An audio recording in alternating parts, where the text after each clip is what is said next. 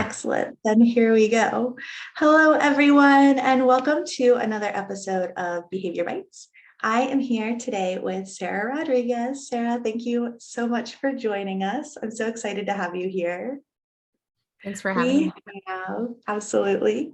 So Sarah is a Karen Pryor Academy CTP and Family Pause parent educator living in Ojo Caliente, New Mexico. She uses positive reinforcement to empower guardians of puppies and adult dogs. I love that. I love that. I love that. Sarah holds a master's in art from the University of California, Los Angeles, and currently works as the marketing coordinator for the Karen Pryor Clicker Training. Oh, for Karen Pryor Clicker Training, in addition to running her own training company, Umemama Animal Behavior. And I just have to tell you guys how completely in love with this name. We'll come back to that. I'll finish the intro. Completely in love with this name. Okay. She has worked with a variety of species, which is what's one of the really cool things we're going to talk about today, including domestic cats and raptors.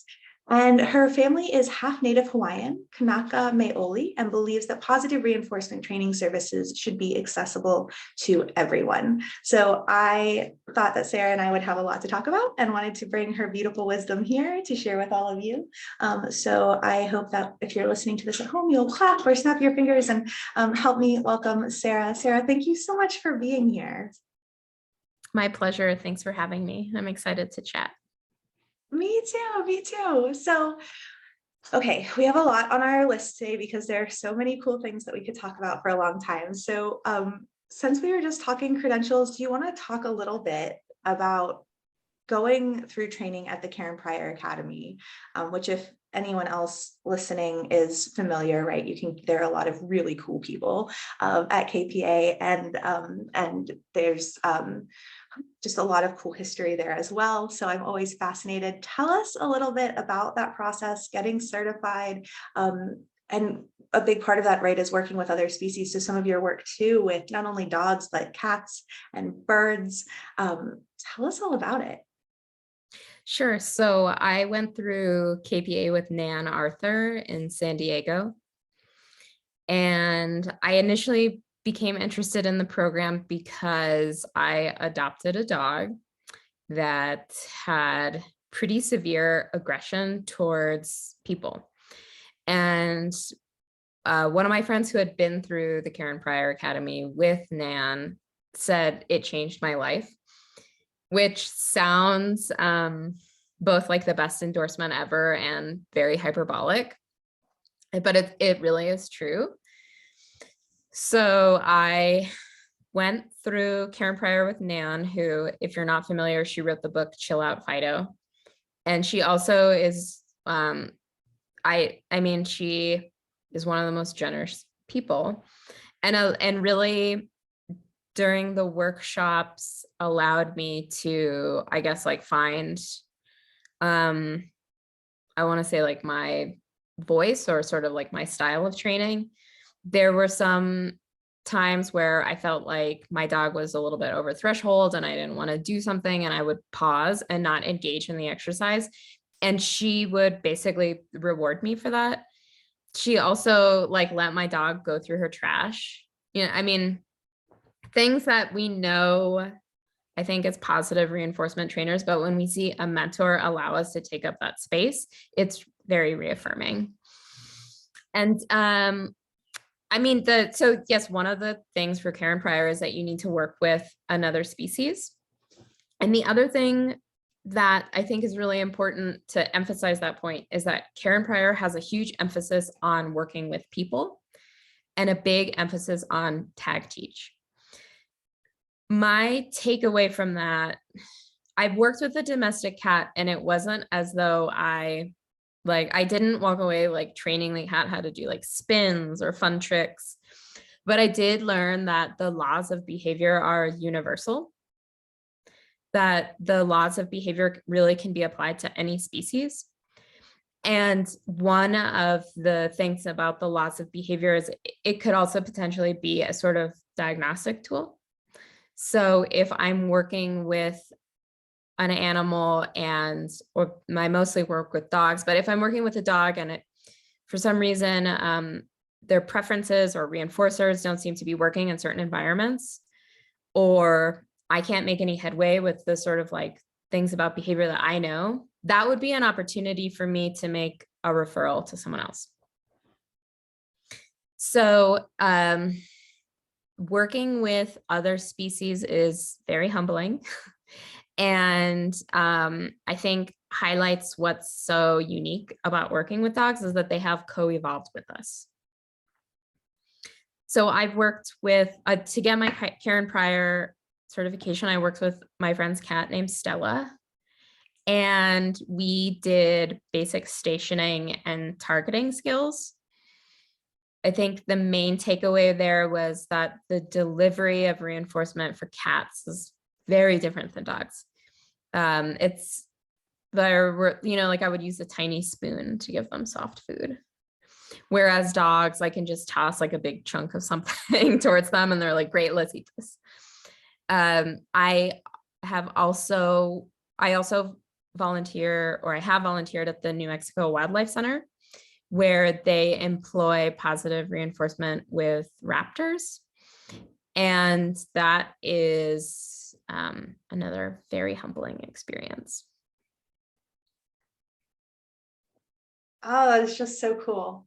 That is so cool. And it's funny because, as I would expect, that's very much your experience with cats is very much what I've heard, like because I have like some broad strokes understanding of working with cats. And that's the one that always sticks out, is that your treat delivery has to be very different.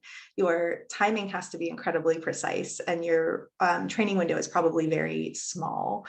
Does that line up with what you've experienced? Absolutely. And I mean, I think what I learned through Karen Pryor was the first few sessions that you go to work with an animal, ideally, it would really just be about observation and just seeing what behaviors the animal does naturally. And then next steps might be, can you follow me and eat? Can you follow a target? Can you touch a target? Then we're going to think about a clicker. A lot of times I think that there's a lot of privilege in that kind of slowness, and just being able to go and watch an animal and see what behaviors they just do naturally, instead of coming in and saying, I'm going to teach you all these behaviors. Let's get started. Yeah. Yeah. Oh gosh, I love that so much. When I do sessions with my clients, we do a combination of virtual, and then for those that live locally to me, we meet at a local park. And our first step is what we call just get the dog to green, right? So, and what we're really saying is, let's observe your dog. We put them on a long line, get space from triggers as we need, and just let them explore, right, and watch their behavior. And I love that, because it's not only about getting the dog to a place of security and safety so that they can then say, all right, I've checked out this place and I feel safe enough to do this work with you right now, let's go. But it's also about teaching the people to say, your dog's behavior is not random. Your dog is not just doing things in a vacuum. Watch how everything they do is related to the environment around them and how they're feeling right now. And that's just such a gorgeous thing. And I can imagine that working with multiple species only really blows that up. Yeah, I mean, yes. And also I think it kind of like narrows some of these principles in a way. And I think that funnel makes me feel like more secure being a human. I'm excited to work with other species and, potentially learn more about species specific behavior.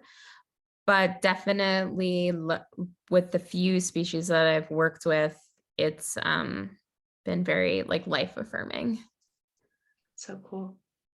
I love what your friend told you, that it would be a life-changing experience. And I have no doubt that that is incredibly accurate, right? It does sound very, very hyperbolic, but no, just from my outside knowledge of what happens at KPA, I have no doubt that that is true, because there's a lot of life-changing work being done by its graduates and teachers. And that's so incredible. That's excellent. Yeah, I mean, I think one thing that I wasn't aware of, this is embarrassing to say out loud, but I wasn't really aware of the process of capturing behavior prior to doing Karen Pryor. So I didn't really understand that like number one, how empowering it can be for animals to capture behavior, and then number two, how fun it is as a guardian. Yeah, So some yeah, of my favorite behaviors that I taught my KPA dog were just dogs that he did naturally that I then clicked and treated for and then put on cue. And I think that there's there's so many opportunities for using captured behavior, that there's many like naturally occurring behaviors that our dogs engage in that we can capture and then use out in the world. And that sort of moment where you see your dog be like, wait, I was just doing this anyway, and now it's become this fun thing, and it also contacts reinforcement, is just, it's like a really unique bonding experience. yeah, yeah. That there's some really great phrases out there that are all coming to mind. Like was it like look for your yes, or something? There's a great phrase like that, and I'm failing to remember who it's by. And then like we have, is it Kathy Sadeo has Smart Times 50, I think is her program, where you just like count out 50 kibbles or treats, and throughout the day look for 50 times that there's something you want to capture. And I think that a lot of people aren't familiar, dog parents and such, with the idea of capturing. Can we really do something, I hate to say that simple, right? But it's almost so simple that we overlook it. And just as basic as, oh wow, this is something that I really like. Have a cookie. Yeah. Let's make more of that happen. And what a positive, affirming thing that can be for the dog and the guardian. Yeah, I mean, I think not to go on like too much of a philosophical tangent, but Go for I think the way that maybe that becomes life-changing is recognizing that behavior as a concept doesn't have to be shameful. And I mean, any living being is constantly engaging in behaviors that we don't have to see as like, I guess in the dog world, we might say like it's reactive, it's aggressive, it's like bad or naughty. I think that like if I start with dogs and realize that behavior is not shameful, I can apply that to myself too. So yeah, I Yeah. mean that there's so many ways that it's life changing, but that, yeah, I don't know. That is one tiny nugget that I feel like has helped me. Absolutely. Absolutely. I love that so much. Um, Especially as I think, dog guardians, a lot of times we carry along a lot of shame, not only around our own behaviors, but also our dog's behaviors. And so when we come into working with our dog who may have displayed reactive behaviors or maybe aggressive behaviors, and from that point, right, we can be drowning in it and drowning in these labels, right? I have an aggressive dog, or, that sort of thing. And what that says about us. And I think you're exactly right that when we can start to maybe view the dog's behaviors as information, as communication, as natural reactions, aggression, we can say aggression is a functional behavior. It's a natural reaction to feeling threatened. What can that do for us, towards ourselves, towards other people, our kids, our partners, that sort of thing? When we're saying, what is this behavior telling me? Right. Maybe it's not something I have to immediately feel shame about and shove down or avoid or get angry at, or however we might cope with those things. And it can all start with noticing that our dog isn't being bad, isn't being stubborn, is a favorite one, right? And that our dog's behavior and our behavior do not dictate our worth. Mm-hmm. I love it. I love it. That's absolutely incredible. Fantastic. I'm just already excited about what a refreshing, beautiful conversation this is, right? Because please talk all the philosophy that you want, because I think that's the beautiful thing is how this can really change us as humans.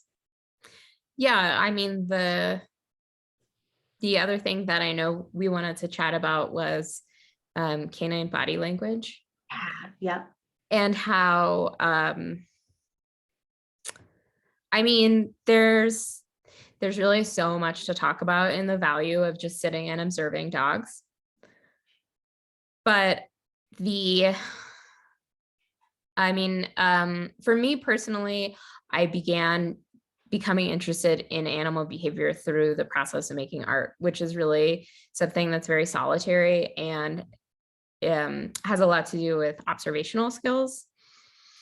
So I feel as though I find a lot of pleasure in just watching dogs, and I find a lot of pleasure in just watching my dogs play. And I find a lot of pleasure in sometimes just like seeing what my dog will do without direction from me. Um, and what I think I've gained in return is in order for me to really watch and understand canine body language, I do kind of have to let go of my own ego in some sense. I'll never really know what it's like to be a dog, but anytime I'm like approaching to grasp that concept, I'm like inherently trying to let go of what it means to be human, if that makes sense. So, the entire process of just observing like my dog's play is very banal, but it's like very profound for me. And the nuance and subtlety that I'm now able to observe has, I guess, I mean, I think it boosts my confidence as like a dog guardian and a pet professional. Oh, I love that. I love that. I feel like sometimes looking at dog play, by the way, if we're ever in the same state, we'll have to get together, and watching dogs play is one of my favorite activities. So that sounds amazing to me. There's so much joy in it, right? And so much communication. And it's almost like if we like look at something under a microscope, right? And all of a sudden you're pulling out all of these subtle communications that before maybe you dismissed, or maybe you didn't even notice, right? And then we can see all of this big communication, and it is absolutely gorgeous. Listen to me making loud noises on the sound. I'm gonna pull up, there was a gorgeous quote on your Instagram. So Umemama Dog Training believes learning interspecies communication makes us compassionate and mindful humans. And I read that, and then I read it again, and then I almost cried. And I just love, it's such this like beautiful, simple statement. It's very clear, right? It's very it is what it appears to be, but it's so incredibly deep and powerful and true. And I think it has a lot to do, right, with what you brought up around ego. And letting a lot of that go, and just being able to sit back and observe, and by observing really listen, right? Which is something I'm going to do better with now. Hear you talk about that, Sarah. Thank you. I think you're a great listener.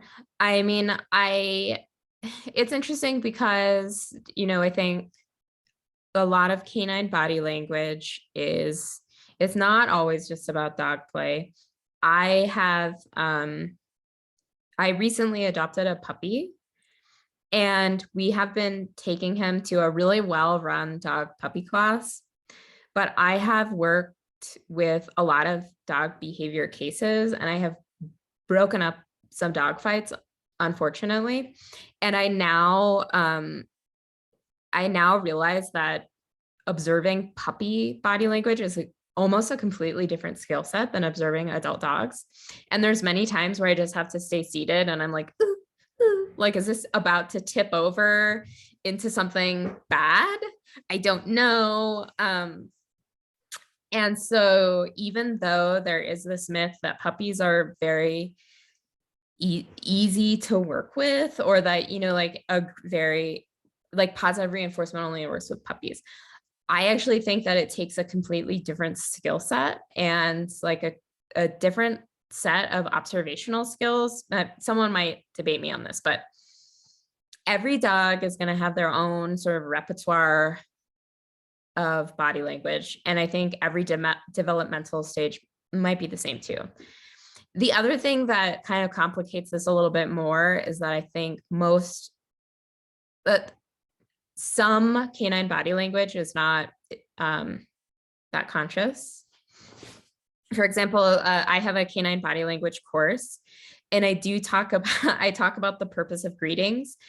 for dogs, but in order to help people understand what's happening for dogs, I give some examples about human greetings and studies that have been done among human greetings. So there are some behaviors that we as humans engage in that we might not, they might, I guess you could say they might not be like operant behaviors. So they might not be a behavior that I'm like consciously engaging in order to contact reinforcement, but it is something that I'm doing in order to gain more information about this person in the environment. So that, I think that's kind of what might be happening for dogs too. I'm going to speculate that not every single gesture or behavior that a dog engages in terms of their body language, I'm going to guess that it's not direct or overt.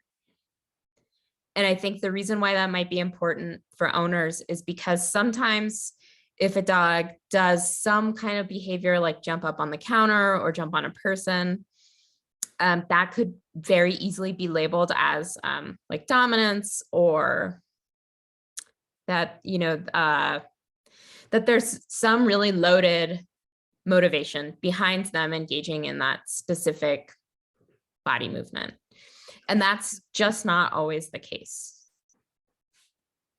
So I don't know, what do we gain from looking at canine body language? A lot. I mean, it's poetic and philosophical, and also on a practical level, it can help owners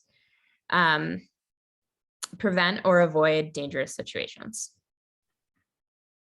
Yeah, and when we're talking about, because you are also a family pause parent educator, and so looking at dogs and children as well. And I know you work with reactivity and aggression as well. Yeah, as do I. And I think especially in those cases, in order to be successful, I think this is true for all training, right? But being able to read body language, just like you said, practically, it's a necessity, right? If we're going to work on some kind of behavior modification, especially for safety, if that involves aggression or overreactive behavior.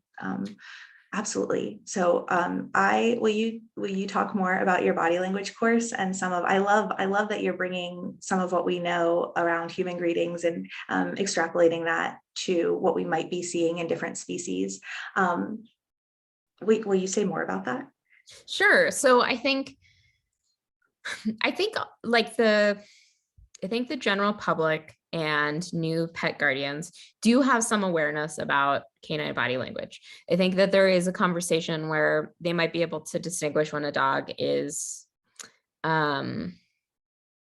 able to approach a certain stimulus in the environment or is hoping to avoid a certain stimulus in the environment.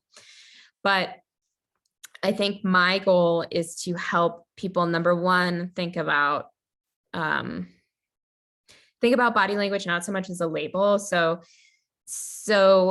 maybe we know that like the whites of the eye could mean fear, or it could mean that the corners of the mouth getting really tense could also mean stress. But on a biological level, we can actually measure those two behaviors by muscle tension. Those could potentially be measurable data, is muscle tension, right? We're thinking about like how basically when a dog gets stressed, what might be happening is that the muscles are actually tensing around their skull. And that's why we might see the whites of their eyes, or that's why we might see the corners of their mouth. I think that the other goal that I have with canine body language is to get people to notice the more sort of like nuanced things that a dog might do. I update the course regularly. So even someone who signed up 6 months ago might be able to get new content every once in a while. And I think that there are very subtle ways that our dogs can communicate things in the environment that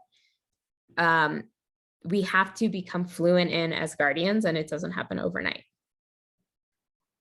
So sometimes just a subtle head turn, or even just our dog quickly glancing at us, is important information. And if we miss that, it could potentially escalate into a situation we're hoping to avoid. So one of my goals with the canine body language course is to show a variety of behaviors that might be either very easy to distinguish because the dog is so completely over threshold that it's unmissable. And then other situations where maybe a pet dog in your own home feels a tiny bit of distress, and not so much that we need to like panic over that, but we might need to make a slight change in the environment. The other thing that I want to say about canine body language is that I think, once you see it, you can't like unsee it. And I think once I started to become fluent in canine body language, I became extremely paranoid about like every single lick lip. And I've shown like my training videos to people and they've been like, I don't know, your dog is like licking their lips in this situation. Do you think they're okay? I personally am not going to panic about like every single lip or scratch that my dog is doing in a training session. It is information. And what I would encourage people to do is to look at future situations and read each signal that our dog is giving us based on the individual dog. So I initially started on Instagram just sharing images of people and dogs. And I do think that that's valuable for a variety of reasons, because there's sort of a myth that there is a narrative that only white people have dogs, which I think can be kind of harmful. And so I was hoping to show a variety of people as canine guardians. What I ended up finding over time was that either a lot of these dogs they appear very stressed, or it would be too difficult for me to determine if the dog is exhibiting stress or not, because it's a still image. Where was I going with this? I guess basically the bottom line is like representation matters. I think it matters if you're representing an image on social media of a stressed out dog. And so we need to become more dog aware, and we need to become more mindful of canine body language so that we're not representing stressed out dogs, and that becomes sort of like the normal image of what a dog looks like. Ooh, there's a lot there. That's really awesome. Yeah, sorry, I just passion talked and probably didn't make sense and talked about too many things. Oh my God, no, it was perfect. It was perfect. And it completely flows with how I think. So we are on a good sync. And Great. hopefully folks can follow along. I think it'll be perfect. Yeah, wow. Okay. So just kind of like jumping back in backwards order. Wow, I really love that point about sharing images of dogs and ensuring that we're not sharing images of stressed out dogs, perhaps unless clearly labeling it as such, because we don't want people to think that is what a normal dog looks like. And there's so much truth there. I can think even kind of in a different way of clients I've had that if they have a dog that's experiencing chronic stress, but my dog always looks like that. Or I've heard people sometimes say things, but that's just what dogs look like, isn't it? And how confusing it can be. Yeah. Right. Absolutely. And how hard it can be to say yes. And two things are true. Yeah. Two things are true. Your dog always looks like that. And these are signs of stress. And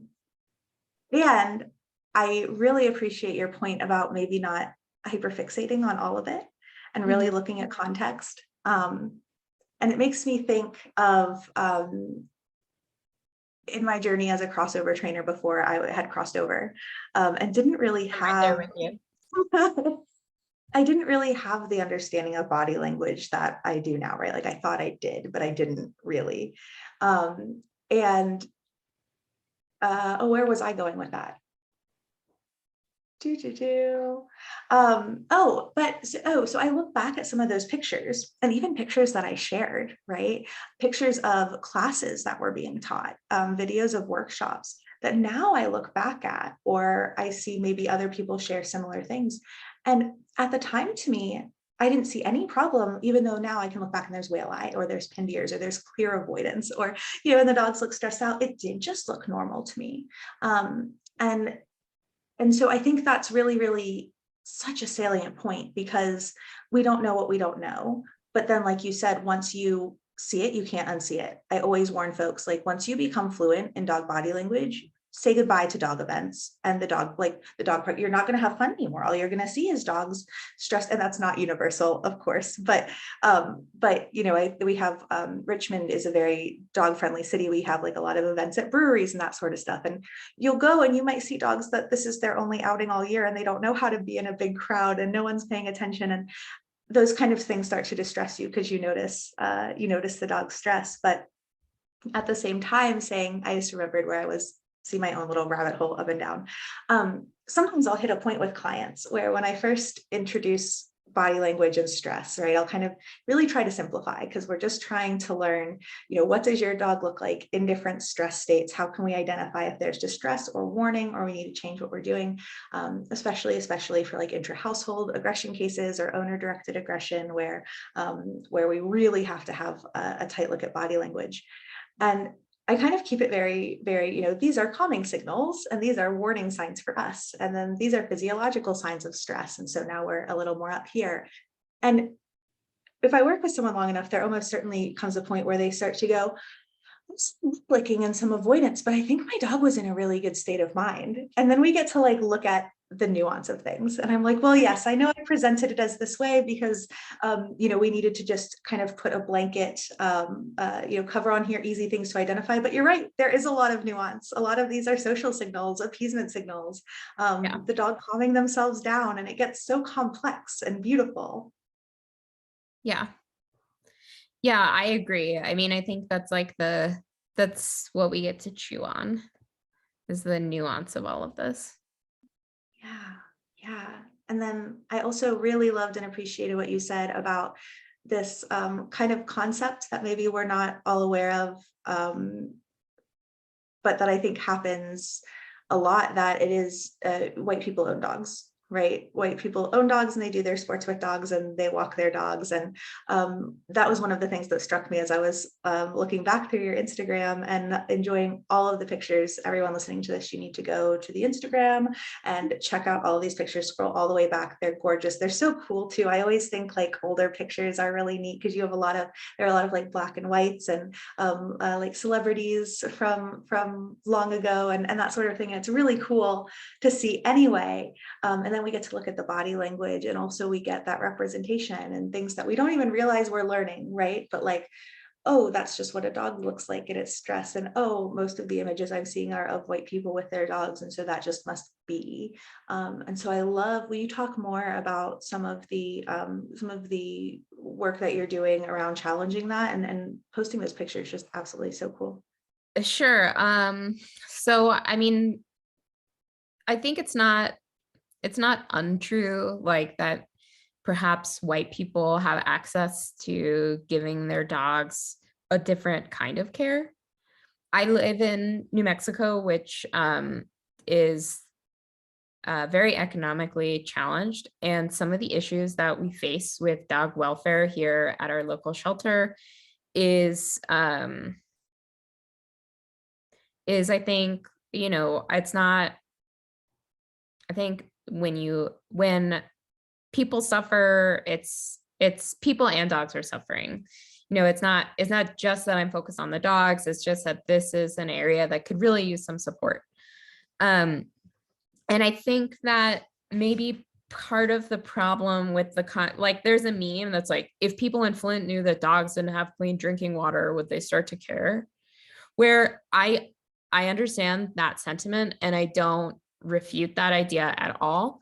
But I also think that some within that narrative, what happens for a person of color that might actually be like really devoted to animal care, I my family, half of my family is Hawaiian, and they have always had dogs, and everybody has dogs. Everybody, takes care of their dogs, and there are different ideas about dog ownership or what it means to own a dog in different cultures. But I think that we could potentially run the risk of like some of dismissing or erasing certain individuals when we really focus on that narrative. Not, I hope that landed in an okay way. Yeah, no, absolutely. Absolutely. I think, yeah, sorry, a lot of ideas and thoughts there. Yes, absolutely. And there's a lot to dig into, I think. Especially when we look at how people and their dogs are suffering together, and then where some of our attention goes. And I've done outreach work, and community work, with different groups over the years. And one of the things that I think is really important is the group's attitude towards people as well. And I don't think that you can successfully help dogs if you aren't also open and interested and devoted to helping their humans. Yes. And I think, unfortunately, we certainly can see some of that where there is kind of a line. And I've found that those environments tend not to be as successful in completing their mission, because they're really trying to cut out the human side. And the groups that I've worked with that are also very dedicated to the human side, and can see past some of these conceptions, right? So I used to work with a group that worked with the houseless population, actually in Hawaii, for a little bit. And it's totally the opposite of what that narrative, right, might be. I met some of the most devoted dog parents that I've ever met in my life while doing that work. And so yes, I think that narrative can really, really interfere with what's actually happening, and with any help that we want to do, and any good that we want to do with the dogs. It should be this beautiful thing that we should really all be coming together to help each other, and to care about the human half of things, because there's not one without the other. Would you say? I've rambled again. No, I mean, I completely agree. I think that that is probably one of my, I think one of my primary goals as a dog trainer is meeting people where they are. And I would never want to put someone in a situation where they felt shame for lack of knowledge or for something that they were doing with their dog. Not to like only talk about social media, but there is sometimes a prompt that I will see as a sales point on social media where people will be like, this is the number one mistake that new dog owners make. Where like I understand why that's a marketing strategy, because it's like the conceit is I have knowledge that you don't, so stick around so that you can find out the answer. And I think that new pet guardians don't consciously make mistakes. No one is adopting a dog and going into it thinking like, I have a lack of knowledge or I'm going to do the wrong thing. I think that people might become a pet guardian, and due to the cultural fog or cultural narrative, they might employ certain strategies or not set up the environment in ways that like you or I might suggest. But that is not necessarily a mistake of the individual. That's really more a structural problem.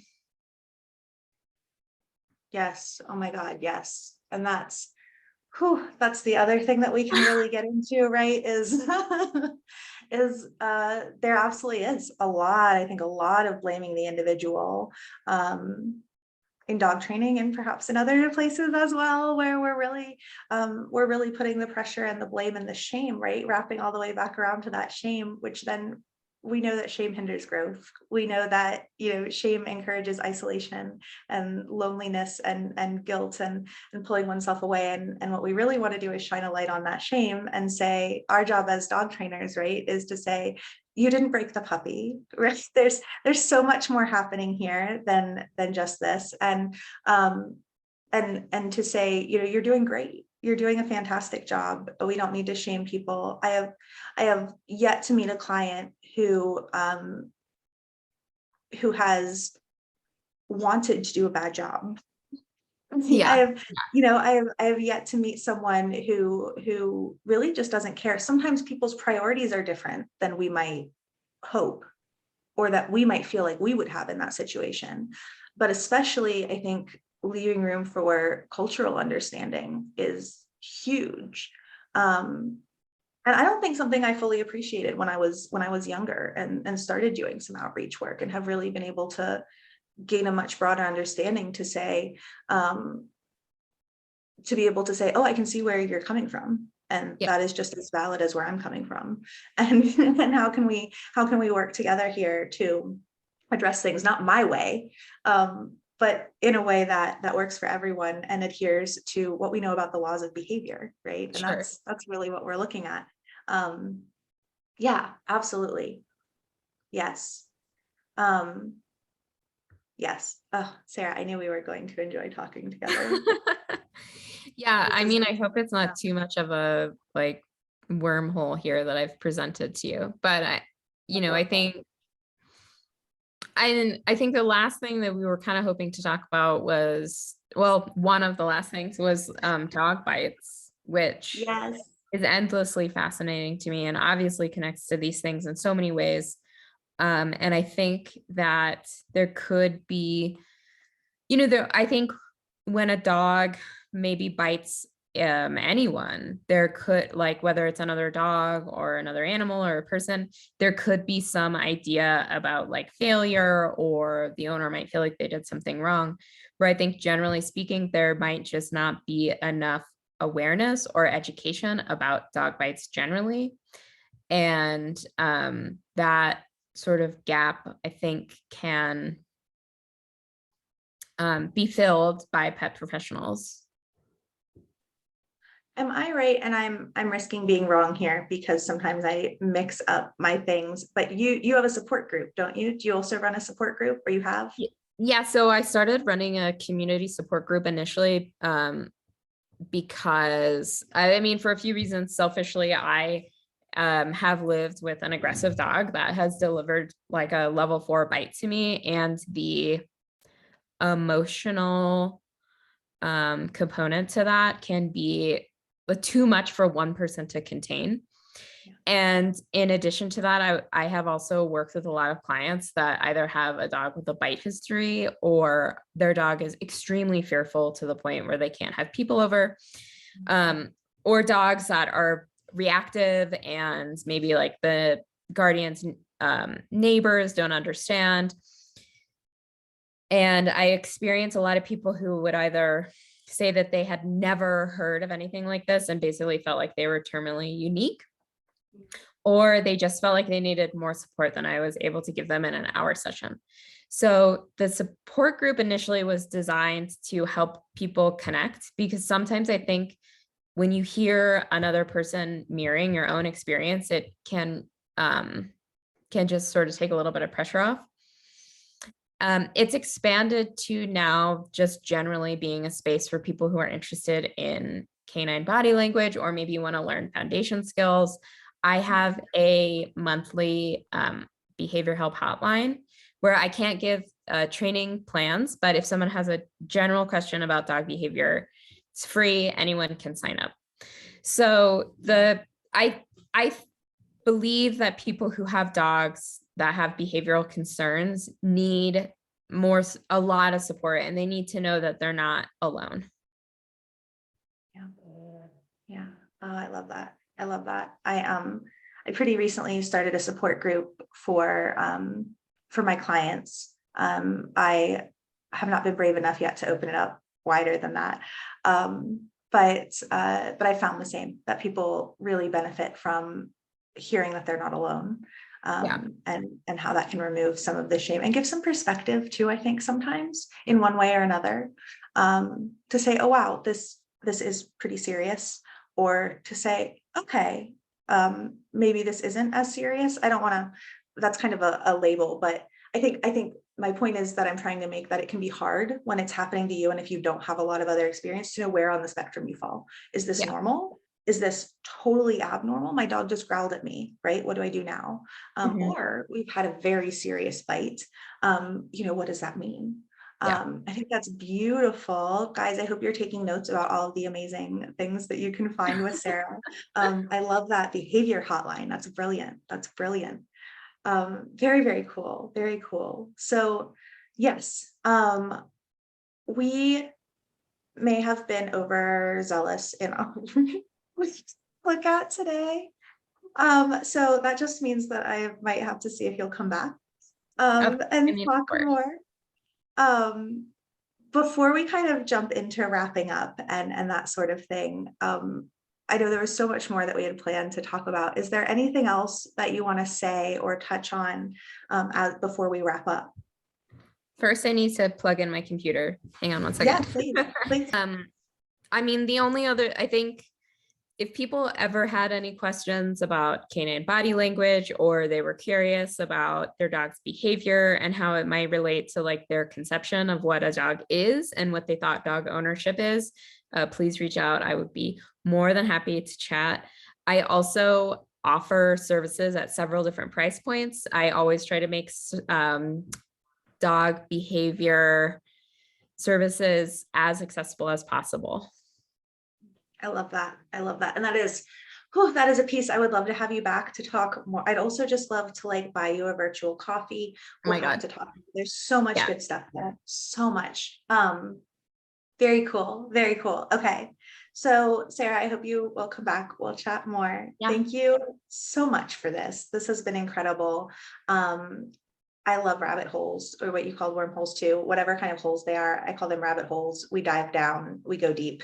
We Yeah. pop back up somewhere else. Yeah. Absolutely fantastic. I think that folks that watch this are going to gain a lot of really great information. I will put all of the links and amazing ways that you guys can find Sarah in the description here.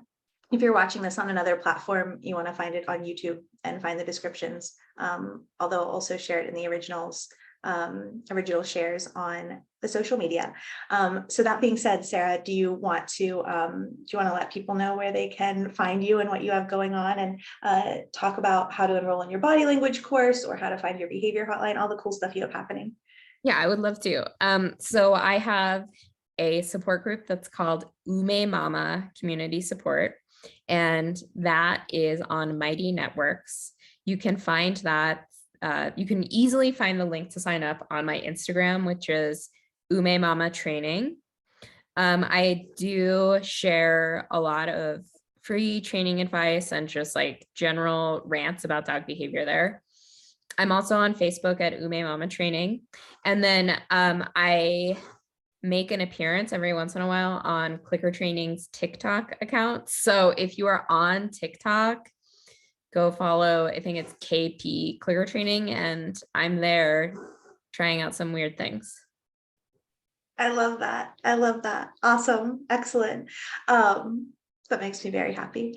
Sarah, thank you so much for your time today. This has been absolutely incredible. I'm so grateful for you and all of the incredible work that you are doing. Thank you so much. Thank you.